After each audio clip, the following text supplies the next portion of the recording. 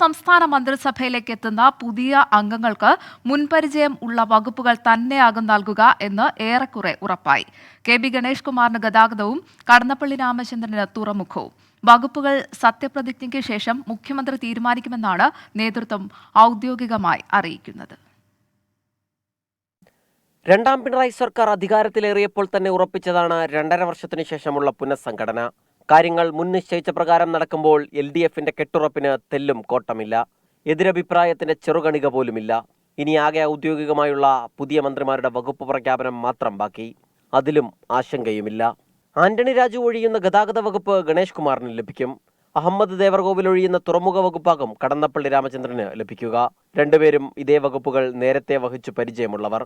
AK ശശീന്ദ്രനെ മാറ്റി Thomas K തോമസിനെ മന്ത്രിയാക്കണമെന്ന ഒരു വിഭാഗത്തിന്റെ ആവശ്യം പരിഗണിക്കപ്പെട്ടില്ല. അതിന്റെ പേരിൽ LDFൽ വിവാദങ്ങളുമില്ല. മന്ത്രിസ്ഥാനം വേണമെന്ന കോവൂർ കുഞ്ഞുമോന്റെ ആവശ്യം പരിഗണിച്ചില്ല.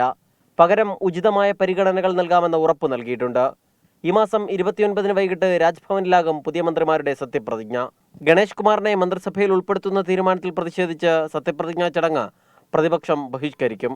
24 തിരുവനന്തപുരം. 24 അഞ്ചിന്റെ വജ്രത്തിളക്കം.